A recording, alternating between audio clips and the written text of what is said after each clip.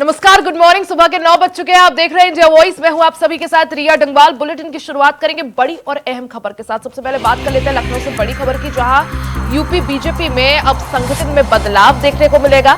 3 महीने में बूथ से लेकर प्रदेश तक का संगठन बदलेगा। उपचुनाव के साथ ही संगठनात्मक चुनाव पर भी आगे बढ़ रहे हैं। 25 अक्टूबर तक सभी जिला चुनाव अधिकारियों की घोषणा हो जाएगी। 27 अक्टूबर तक संगठनात्मक चुनाव को लेकर कार्यशालाएं होंगी और 5 नवंबर तक जिला स्तरीय कार्यशालाएं होंगी। दिल्ली में संगठन के साथ बैठक के बाद कार्यक्रम तय किया जाएगा। महेंद्र नाथ पांडे के नेतृत्व में 7 सदस्यीय चुनाव समिति घोषित की गई है। यूपी में सदस्यता अभियान की अवधि 30 अक्टूबर तक बढ़ाई गई है। साथ ही 1 से 4 नवंबर तक सक्रिय सदस्यता अभियान का भी सत्यापन होगा। तो यूपी में उपचुनाव से पहले भारतीय जनता पार्टी में संगठनात्मक चुनाव होंगे, यानी संगठन को बदला जाएगा। यूपी बीजेपी में बड़ा बदलाव देखने को मिलेगा। 3 महीने में बूथ से लेकर सभी प्रदेश तक का जो भी अध्यक्ष है वो बदले जाएंगे। 3 महीने में बूथ से लेकर प्रदेश तक का संगठन में बदलाव देखने को मिलेगा। उपचुनाव के साथ ही संगठनात्मक चुनाव पर भी आगे बढ़ेगी बीजेपी। 25 अक्टूबर तक सभी जिला चुनाव अधिकारियों की घोषणा हो जाएगी। 27 अक्टूबर तक संगठनात्मक चुनाव को लेकर कार्यशालाएं होंगी। वहीं 5 नवंबर तक जिला स्तरीय कार्यशालाएं होंगी। दिल्ली से में संगठन के साथ बैठक के बाद कार्यक्रम तय किया जाएगा। साथ ही महेंद्र नाथ पांडे के नेतृत्व में 7 सदस्यीय चुनाव समिति घोषित की गई है। यूपी में सदस्यता अभियान की अवधि 30 अक्टूबर तक बढ़ाई गई है, क्योंकि भारतीय जनता पार्टी सदस्यता अभियान को और ज्यादा एक तरह से जोर देने की तैयारी में है। ज्यादा जानकारी के लिए सीधा चलते हैं मोहम्मद आसिफ के पास। आसिफ, क्योंकि यूपी में उपचुनाव से पहले भारतीय जनता पार्टी के खेमे में बड़े बदलाव देखने वाले हैं। यूपी बीजेपी में जो संगठन है उसमें बदलाव देखने को मिलेगा, क्या कुछ जानकारी? जी बिल्कुल रिया, यूपी में चुनाव होने हैं, उपचुनाव होने हैं और उसके बाद 27 का चुनाव है। और भाजपा अपने संगठन को मजबूत करने के लिए और बूथ स्तर तक जिस तरह से तैयारी कर रखी है मजबूत बनाने की, इसको लेकर पूरी तैयारी की गई है। और यूपी में बीजेपी बूथ से लेकर प्रदेश स्तर तक के संगठन में पूरी तरह से बदलाव दिखेगा और 25 तक घोषित होंगे सभी चुनाव अधिकारी। अगर बात करें तो जिस तरह से भारतीय जनता पार्टी उपचुनाव के साथ ही संगठनात्मक चुनाव की तैयारी की राह पर आगे बढ़ेगी। अगले 3 महीने में प्रदेश में जिस तरह से भाजपा के बूथ से लेकर प्रदेश तक संगठन में बदलाव किया जाएगा, तो यह अपने आप में बड़ी बात है। क्योंकि जिस तरह से उपचुनाव की तैयारी को और भी मजबूत बनाने की कवायद चल रही है और कहा जा रहा है कि 25 अक्टूबर तक सभी जिला चुनाव अधिकारियों की घोषणा भी कर दी जाएगी और साथ ही साथ मंडल संगठन और पूर्व सहयोगी पर्व सहयोगी भी घोषित होंगे। और 27 अक्टूबर तक संगठनात्मक चुनाव को लेकर प्रदेश स्तरीय कार्यशाला आयोजित की जाएगी और फिर 5 नवंबर तक जिला स्तरीय कार्यशालाएं होंगी। इसके बाद संगठनात्मक चुनाव की प्रक्रिया तेज पकड़ेगी और यह संकेत जो है यह तमाम बातें सोमवार को नई दिल्ली में सदस्यता व संगठन चुनाव को लेकर भाजपा की महत्वपूर्ण बैठक में तय हुई है। कि कहा जा सकता है कि बिल्कुल, यानी एक तरफ आसिफ भारतीय जनता पार्टी संगठनात्मक बदलाव पर जोर दे रही है, तो दूसरी तरफ जो सदस्यता अभियान है उसकी जो अवधि है उसे भी बढ़ाया गया है, 30 अक्टूबर तक कर दिया गया है। एक तरह से उपचुनाव के लिहाज से और जिस तरह से आपने भी कहा कि 2027 पर अब सभी की निगाहें हैं और 2027 से पहले इस उपचुनाव को एक सेमीफाइनल के रूप में भी देखा जा रहा है, क्योंकि अगर जो भी पार्टी इस उपचुनाव में दबदबा कायम कर पाती है तो उसका संदेश और उसकी गूंज जो है 27 तक भी सुनाई देगी। ऐसे में बीजेपी का चाहे सदस्यता अभियान की अवधि बढ़ाना हो या फिर संगठनात्मक बदलाव करना हो, कितने महत्वपूर्ण? देखिए, जिस तरह से लोकसभा का चुनाव हुआ, उसका परिणाम घोषित हुआ, इससे कहीं ना कहीं बीजेपी की टेंशन भी देखी जा सकती थी। चुनाव परिणाम के बाद लगातार बैठकों का दौर जारी हुआ, चाहे यूपी हो या फिर दिल्ली, सबकी जो है चिंता साफ तौर पर देखी गई और संगठन और चुनाव में जीत उपचुनाव में जीत के लिए जो खाका तैयार किया जा रहा है, इसके तहत इस संगठन में बड़े बदलाव की तैयारी है। बूथ स्तर पर भी जो लापरवाह कार्यकर्ता हैं उनको हटाए जाने की पूरी तैयारी कर ली गई है, क्योंकि जिस तरह से बातें उभर कर आई कि कहीं न कहीं किसी न किसी सीट पर कार्यकर्ताओं ने भी सहयोग नहीं किया, जिससे कई और बिल्कुल आसिफ, ये महत्वपूर्ण भी होता है कि जो कार्यकर्ता मेहनत कर रहे हैं, जो जमीन पर जा रहे हैं, उनको आप जिम्मेदारी बड़ी दीजिए, और जो कार्यकर्ता, जैसा आपने भी कहा, जो मेहनत नहीं कर रहे हैं, काम नहीं कर रहे हैं, उनको डिमोट करिए। ये निश्चित तौर पर जिस तरह से जो तैयारी है बीजेपी की, एक मजबूत स्तर पर तैयारी की जा रही है, जिससे उपचुनाव की सभी सीटें जीती जा सके। और जिस तरह से जो संकेत दिए गए हैं, इसमें कई जो है दिग्गज पदाधिकारी भी हटाए जा सकते हैं, बदले जा सकते हैं, क्योंकि पूरी तैयारी है उपचुनाव की। और उपचुनाव में अगर कहीं लोकसभा चुनाव की तरह झटका लगा तो बीजेपी के लिए खतरे की घंटी 27 में भी होगी। यही वजह है जिस तरह से लोकसभा चुनाव 2024 में बीजेपी का प्रदर्शन काफी निराशाजनक रहा। खुद सीएम योगी आदित्यनाथ ने इस बात को माना कि काफी ज्यादा अति आत्मविश्वास था, यही ओवर कॉन्फिडेंस था, और यही वजह बनी जिसकी वजह से जो बीजेपी का ग्राफ गिरा।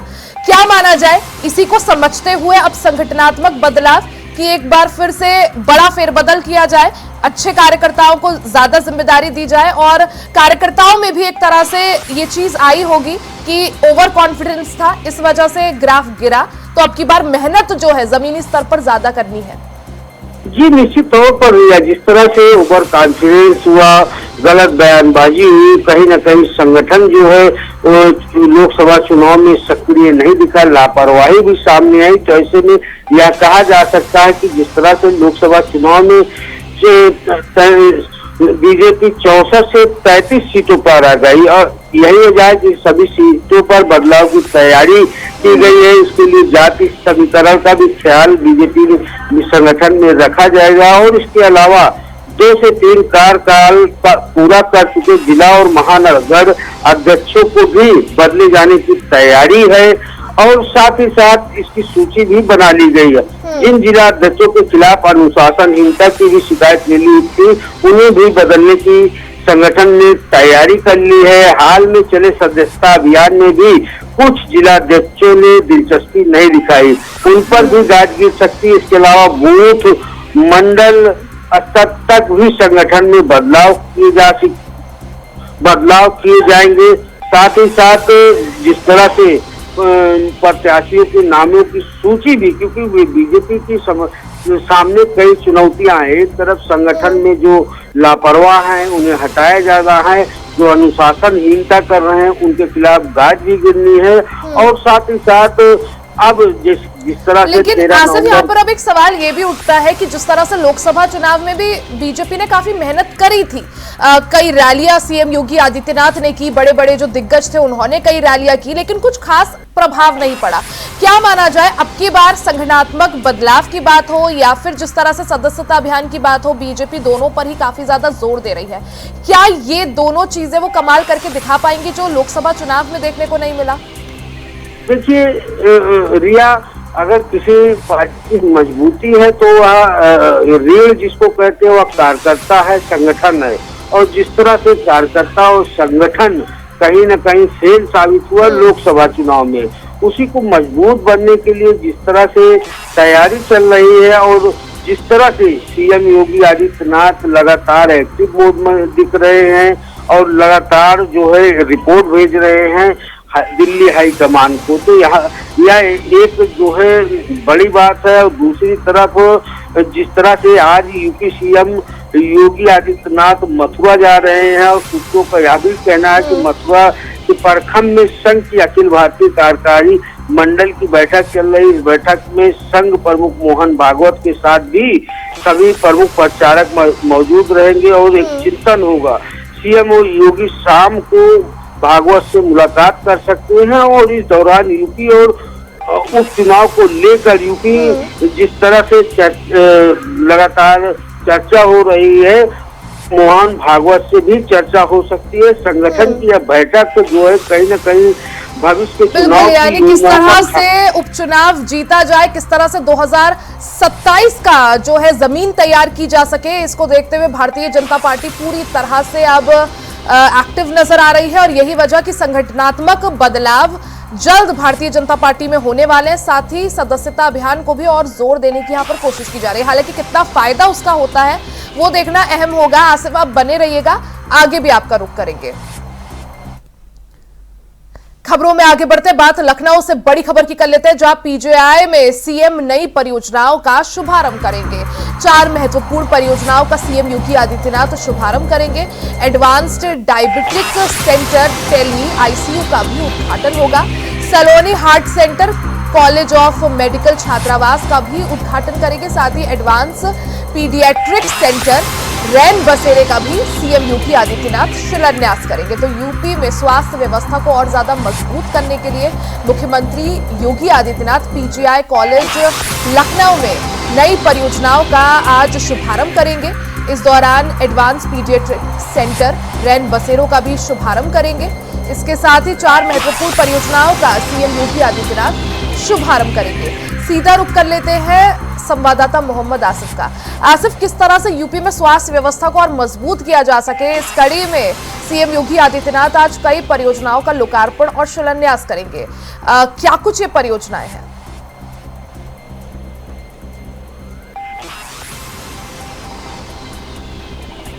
योगी आदित्यनाथ जिस तरह से संजीदा रहते हैं, एक्टिव रहते हैं, इसी के तहत आज सीएम योगी आज पीजीआई पहुंचेंगे और जो स्वास्थ्य व्यवस्थाएं हैं उसका जायजा लेंगे।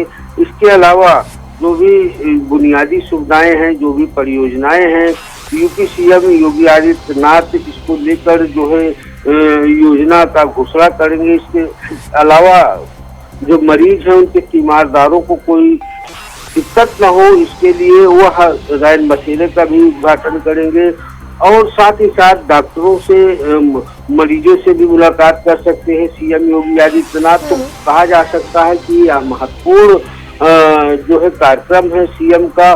फिलहाल पूरी तैयारी कर ली गई है और आज यूपी सीएम योगी आदित्यनाथ जो है पीजीआई पहुंचकर तमाम परियोजनाओं का शिलान्यास करेंगे। इससे कहीं न कहीं जो है मरीजों और उनके तीमारदारों के साथ साथ डॉक्टरों को भी एक जो है सुविधा मिलेगी। जी बिल्कुल, जिस तरह से आपने बताया कि स्वास्थ्य सुविधाओं को बेहतर करने की यहाँ पर कोशिश, पीजीआई पहुंचकर कई परियोजनाओं का लोकार्पण करेंगे, शुभारंभ करेंगे। अगर तैयारियों की बात करें आसिफ, किस तरह से तैयारियां सीएम योगी आदित्यनाथ के आज के इस कार्यक्रम को लेकर, और कितने बजे वो पीजीआई कॉलेज पहुंचेंगे, वहां क्या कुछ तैयारियां और कितने बजे शुभारंभ के कार्यक्रम? जी बिल्कुल रिया, आज जो है दोपहर के पहले ही यूपी सीएम योगी आदित्यनाथ पहुंचेंगे, जहां पर उनका कार्यक्रम रखा गया है। तैयारी की बात करें तो सुरक्षा व्यवस्था का पूरा इंतजाम किया गया है और कहीं भी कोई जो है स्थिति से निपटने के लिए भी पूरी व्यवस्था किया गया। फिलहाल जो है पीजीआई में आज सीएम योगी आदित्यनाथ का यह महत्वपूर्ण दौरा है। वह जिस तरह से मरीजों और तीमारदारों के लिए बेहतर व्यवस्था के लिए जो है आज पीजीआई पहुंच रहे हैं, क्योंकि पीजीआई में कई ऐसी समस्याएं हुई जो सर्वर फेल होने की वजह से कहीं न कहीं दिक्कतों का सामना करना पड़ता था। इस पर भी जो है यूपी सीएम योगी आदित्यनाथ की सौगात रहेगी व्यवस्था सुधारने के लेकर।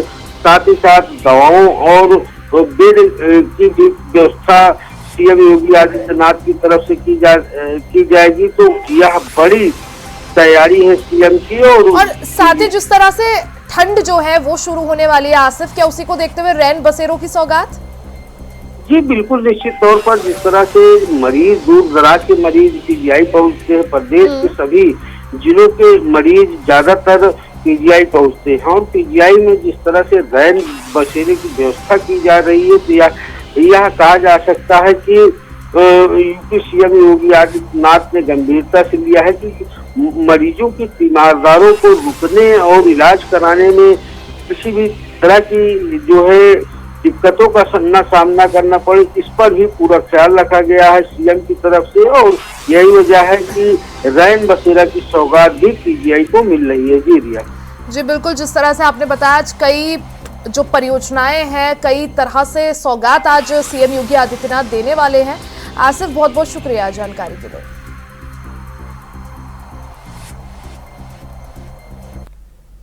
वही खबरों में आगे बढ़ते बात राजधानी दिल्ली से बड़ी खबर की कर लेते। प्रधानमंत्री मोदी आज रूस के लिए रवाना होंगे। ब्रिक्स समिट में हिस्सा लेने के लिए प्रधानमंत्री नरेंद्र मोदी आज रूस के लिए रवाना होंगे। 5 महीने के भीतर यानी 5 महीने के अंदर पुतिन से पीएम मोदी की दूसरी मुलाकात होने वाली है। रूस की अध्यक्षता में 2 दिवसीय ब्रिक्स सम्मेलन का आयोजन होगा। तो ये बड़ी खबर आपको बता दें, ब्रिक्स का मतलब जिसमें ब्राजील, रशिया, इंडिया, चाइना और साउथ अफ्रीका, ये एशियाई देशों का एक समिट है। प्रधानमंत्री नरेंद्र मोदी ब्रिक्स समिट में हिस्सा लेने के लिए आज रूस के लिए रवाना होंगे। बीते 5 महीनों में पीएम मोदी का ये दूसरा रूस का दौरा होने वाला है, यानी पीएम मोदी की प्रधानमंत्री पुतिन से ये दूसरी मुलाकात। यहां रुकेगी एक छोटे से ब्रेक के लिए, जल्द वापस लौटेंगे, कहीं जाइएगा नहीं। ब्रेक के बाद एक बार फिर से आप सभी का स्वागत है। खबरों में आगे बढ़ते हैं। मुख्यमंत्री योगी आदित्यनाथ का आज मथुरा दौरा है। जी हां, सीएम योगी आदित्यनाथ आज मथुरा के दौरे पर रहेंगे। इस दौरान संघ प्रमुख मोहन भागवत से वो मुलाकात कर सकते हैं। आज शाम 6 बजे परखम गौशाला फरहा में ये मुलाकात होगी। यूपी विधानसभा उपचुनाव में रणनीति पर इस दौरान मंथन हो सकता है। उपचुनाव में मत प्रतिशत बढ़ाने पर भी चर्चा होगी। हरियाणा के बाद यूपी में फॉर्मूला तैयार करने में अब संघ जुट गया है। परखम में 10 दिवसीय बैठक में शामिल होने आए हैं संघ प्रमुख मोहन भागवत। बैठक में धर्मांतरण, जनसंख्या नियंत्रण और हिंदुत्व जैसे मुद्दों पर चर्चा होगी। तो यूपी उपचुनाव को देखते हुए, यूपी उपचुनाव के मद्देनजर इस बैठक को काफी ज्यादा महत्वपूर्ण माना जा रहा है। हालांकि आप सभी को बता दें कि जिस तरह से लोकसभा चुनाव में भारतीय जनता पार्टी को तगड़ा झटका लगा था, काफी निराशाजनक प्रदर्शन रहा था, उसकी एक वजह यह भी निकलकर सामने आई थी कि बीजेपी और संघ के बीच जो दूरियां बढ़ गई थी, उसकी वजह एक ये भी निकलकर आई थी। वहीं दूसरी तरफ मुख्यमंत्री योगी आदित्यनाथ का आज मथुरा दौरा है। इस दौरान संघ प्रमुख मोहन भागवत से सीएम योगी आदित्यनाथ मुलाकात करेंगे। आज शाम 6 बजे परखम गौशाला में ये मुलाकात होगी। यूपी विधानसभा उपचुनाव को लेकर रणनीति बनाई जाएगी, मंथन होगा। उपचुनाव में मत प्रतिशत बढ़ाने पर भी चर्चा होगी। हरियाणा के बाद यूपी में फॉर्मूला तैयार करने में अब संघ और भारतीय जनता पार्टी यानी संघ और संगठन दोनों जुट गए हैं। परखम में 10 दिवसीय बैठक में शामिल होने के लिए संघ प्रमुख मोहन भागवत मथुरा में है। वहीं बैठक में धर्मांतरण, जनसंख्या नियंत्रण और हिंदुत्व जैसे मुद्दों पर भी चर्चा की जाएगी। सीधा रुख कर लेते हैं संवाददाता मोहम्मद फारूक का। फारूक, क्योंकि आज मुख्यमंत्री योगी आदित्यनाथ मथुरा के दौरे पर भी आ रहे हैं, साथ ही उनका ये दौरा इसलिए भी बेहद खास और महत्वपूर्ण क्योंकि संघ प्रमुख मोहन भागवत से सीएम योगी आदित्यनाथ मुलाकात करेंगे। हालांकि इससे पहले भी कई बार कयास लगाए गए थे कि सीएम योगी आदित्यनाथ और संघ प्रमुख मोहन भागवत की मुलाकात होगी, लेकिन वो किसी कारणवश हो नहीं पाई थी। आज की इस मुलाकात पर किस तरह से सभी की निगाहें और किस तरह से मुलाकात महत्वपूर्ण? जी बिल्कुल रिया, आज यूपी के सीएम योगी आदित्यनाथ जो है मथुरा आ रहे हैं और मथुरा में उत्तर प्रदेश ब्रज तीर्थ विकास परिषद की बोर्ड की 7वीं आज बैठक है। उस 7वीं बैठक में आज मुख्यमंत्री योगी आदित्यनाथ उसमें हिस्सा लेंगे और अध्यक्षता करेंगे। यानी उत्तर प्रदेश ब्रज तीर्थ विकास परिषद जो है उसके अध्यक्ष भी जो है मुख्यमंत्री योगी आदित्यनाथ हैं। तो 7वीं आज बोर्ड की बैठक है। यहाँ पे भव्य कार्यालय बना हुआ है उत्तर प्रदेश ब्रज तीर्थ विकास का। तो 4 बजे वो आएंगे और 4 बजे आके सबसे पहले वो बोर्ड की बैठक में भाग लेंगे और उसकी अध्यक्षता करेंगे। उसके बाद जो है कानून व्यवस्था पे और विकास कार्यों की समीक्षा होगी। उसके बाद वो परखम जाएंगे। परखम में जो आरएसएस का जो कार्यक्रम चल रहा है, जिसमें 10 दिन के प्रवास पर आरएसएस प्रमुख मोहन भागवत आए हुए, उनसे भी मुलाकात करेंगे। इसको जो है उपचुनावों से भी जोड़कर देखा जा रहा है, क्योंकि उपचुनाव उत्तर प्रदेश में जो है वो प्रतिष्ठा का एक भारतीय जनता पार्टी के लिए सवाल है और उसको भी उससे जोड़कर देखा जा रहा है। इसलिए मुख्यमंत्री योगी आदित्यनाथ उत्तर प्रदेश के जो मथुरा आएंगे और पंडित दीनदयाल उपाध्याय वेटनरी विश्वविद्यालय में 2 हेलीपैड बने हैं, जिसकी तैयारियां पीडब्ल्यूडी लगातार कर रहा है कल से। और वो तैयारियों को अंजाम दिया जा रहा है। जिला प्रशासन पूरी तैयारियों में लगा हुआ है। उसको देखते हुए उनका हेलीकॉप्टर जो है वेटनरी विश्वविद्यालय में उतरेगा और उसके बाद कार द्वारा ब्रज तीर्थ विकास परिषद कार्यालय जो 1 किलोमीटर की दूरी पर है वहां आएंगे और 7वीं बोर्ड की बैठक की अध्यक्षता करेंगे। पिछली बार जब इस कार्यालय का उद्घाटन हुआ था तो मुख्यमंत्री योगी आदित्यनाथ आए थे, जब 6ठी बैठक उत्तर प्रदेश ब्रज तीर्थ विकास परिषद की बोर्ड की हुई थी, जिसकी मुख्यमंत्री ने योगी जी ने खुद अध्यक्षता करी थी।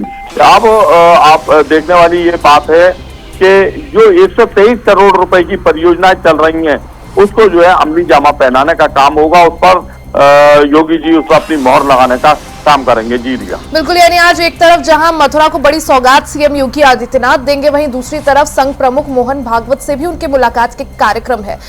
अगर बात करें फारूक, क्योंकि काफी समय से आगरा में जो है अभी बीते हाल ही की अगर मैं बात करूं तो आरएसएस के कई कार्यक्रम हुए, कई बैठकें भी हुई और अब भी जो आरएसएस प्रमुख है मोहन भागवत 10 दिवसीय दौरे पर मथुरा में ही है। आखिर क्या वजह कि अब की बार मथुरा को सिलेक्ट किया गया? क्या इसका एक ये मान सकते हैं कि पहले संदेश था कि भगवान राम, और अब क्या आरएसएस के मुख्य एजेंडे में आरएसएस ये दर्शाना चाहती है कि भगवान राम तो है ही, अब भगवान कृष्ण भी हमारे एजेंडे में है, हमारे कोर एजेंडे में है?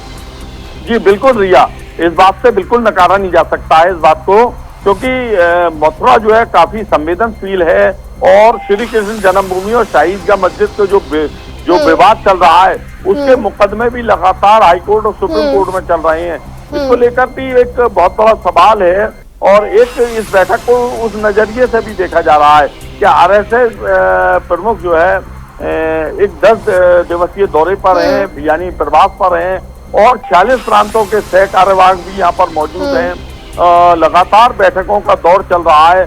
10 दिन का आरएसएस का कार्यक्रम, उसको इस नजरिए से भी देख सकते हैं। और उत्तर प्रदेश में जो 9 सीटों पर जो चुनाव हो रहे हैं, उपचुनाव, उन उपचुनावों की भी रूपरेखा की चर्चा हो सकती है।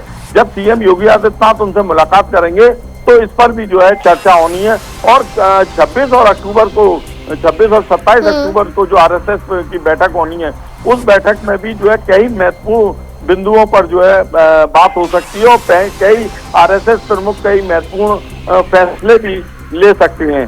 जी बिल्कुल फारूक, क्योंकि लोकसभा चुनाव के दौरान हमने देखा था कि संगठन यानी भारतीय जनता पार्टी और आरएसएस में कुछ दूरियां थी और उसका एक खामियाजा ये हुआ कि बीजेपी की सीटें कम आई। बीजेपी को यूपी में काफी, खासकर सबसे ज्यादा नुकसान हुआ और काफी ज्यादा निराशाजनक प्रदर्शन रहा।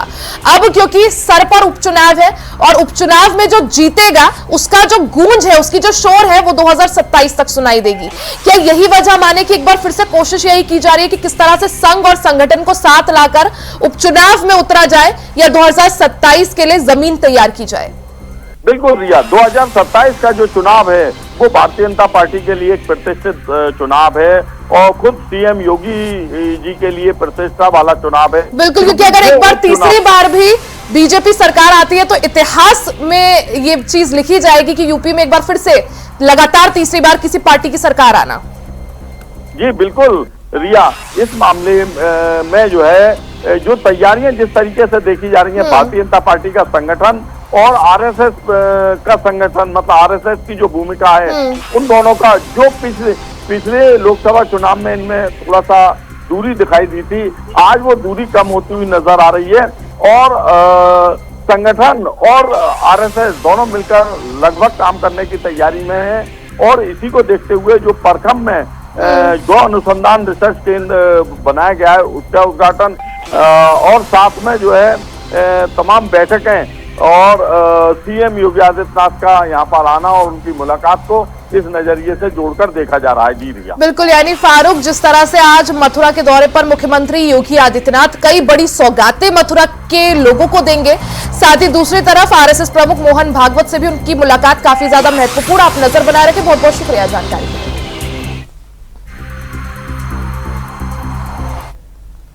और इसी के साथ बुलेटिन में फिलहाल के लिए सिर्फ इतना ही। खबरों का सिलसिला जारी रहेगा, बने रहे हमारे साथ।